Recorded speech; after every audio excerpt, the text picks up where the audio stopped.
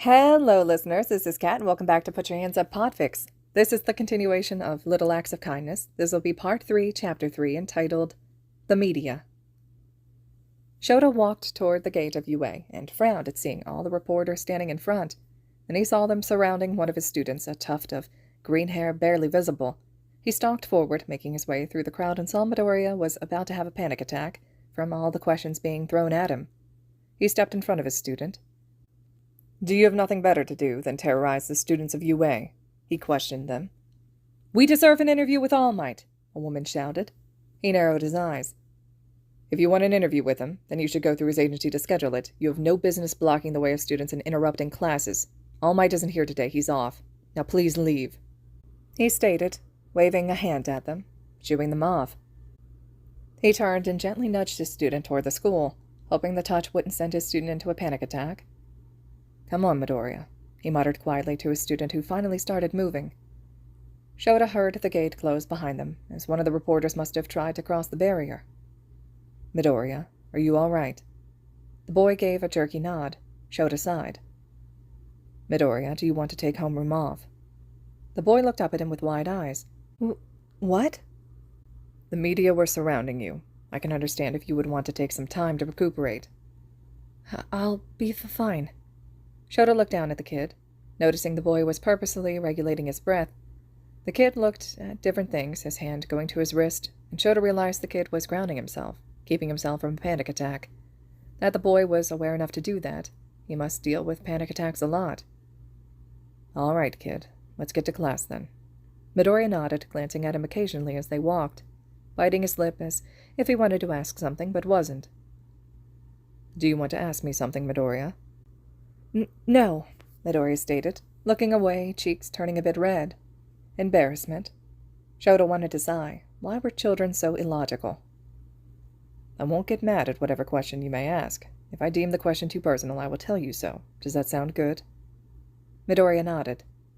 I wanted to know if you liked the coffee," the boy stammered out, not looking at him. "It was good," he responded, debating whether to add more information or not. All coffee was good, but he had a penchant toward preferring coffee with an unhealthy amount of sugar. He didn't want to make the kid feel like he asked to bring him more coffee, but he also didn't want the kid to feel like he didn't approve. Shota had the feeling that the kid gave teachers gifts more than to show appreciation. In fact, the old English teacher of his mentioned them as bribes. Shota closed his eyes for a second. Today was going to be a long day. They were almost at the classroom. He had probably another minute or two to ask a question and get an answer. "Why did you get me coffee yesterday?" To show my appreciation," the boy responded quickly. Habit. A practiced response. "Why coffee? Why not a card or something simple?" You were busy taking down all those villains," the boy answered. "I know for a fact. None of that information was publicized. So how did you know?" he questioned, keeping his voice even. You patrol my area. I've seen your fights sometimes from my window," Midoriya answered, keeping his eyes trained on the floor. He gave a nod. He had never really thought that some of the people who lived in the apartment complexes might see him around often enough to recognize him as a patrolling hero, though that would explain why some people would give him nods while in his patrol area. But that also brought up why the boy went to Alderan, not Yukagoka Junior High, which was closer to the area he patrolled. With that, they arrived at the class, and he opened the door, letting Midoriya enter first and take a seat. He looked at the class. "As you know, I was going to assess your battle tactics yesterday, but because of Bakugo using excessive force, I was forced to review the rest of you instead. Most of you did a good job. Mineta, this will be your only warning. Start shaping up to be a better hero or you're expelled. Your potential is failing dangerously close to zero." Frankly, Shota didn't like how the boy eyed the girls in the class and was waiting for when the boy either went too far or hit zero potential. "Bakugo, if you keep displaying such violent tendencies, you'll be forced into the general education track. Or expelled. Now, on to homeroom business. Sorry for the sudden announcement."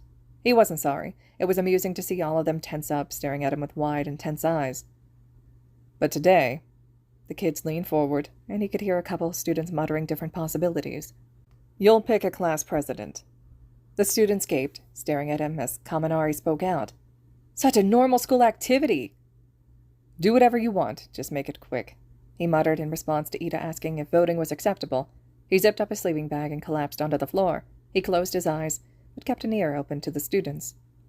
All the kids had raised their hand except Midoriya, though that was to be expected, and the votes came in, 3 for Midoriya and 3 for Yaoyorozu. Me? But I don't want to be the class president, the kid stammered out, even worse than normal, probably from having to talk to the class at large.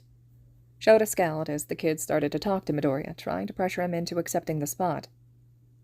Midoriya said he doesn't want to be class president, thus he should not have been voted for. Whoever voted for him recast your votes. Ida, Uraraka, and Yaoyorozu each went and cast new votes. 1 more went to Yaoyorozu, and 2 went for Ida. Great, Shota deadpanned. Yaoyorozu is class president, and Ida is vice. Then it was time for normal classes to start, and he left the room to go teach a history class to the 1B brats. He passed by Hisashi in the hall, and the man gave him a nod. Keep your distance from Midoriya. He nearly had a panic attack from the media, and we still don't know how badly his previous English teacher treated him. All right, I will. Take care, Shota, Hisashi murmured back. He gave a nod to his husband and walked on. He entered into 1B and glared at the kids who were talking loudly.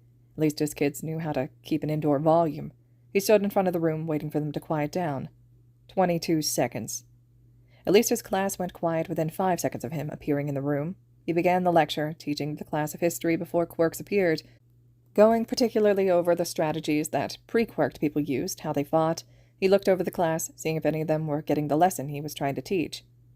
None of them seemed to be picking up on it. Shame. The class ended, and he went on to the next class of brats to teach. General education. Same lesson, but this time 1 kid seemed to perhaps pick up on what he was trying to get across.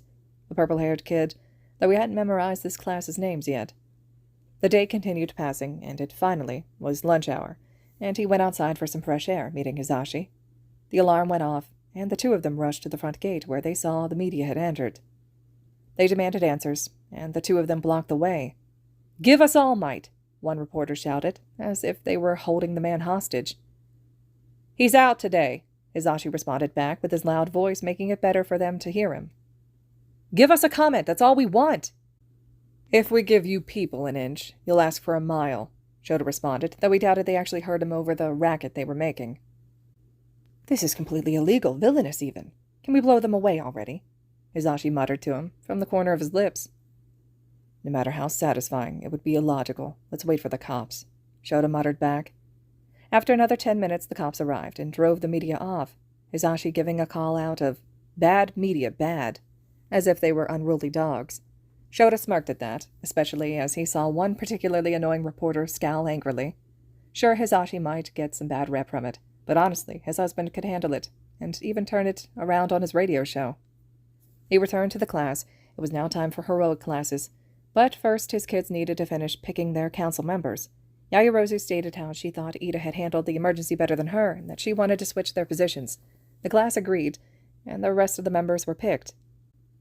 Now that this waste of time is done, let's move on to today's heroic lesson. The different types of heroes and how each have different sorts of regulations.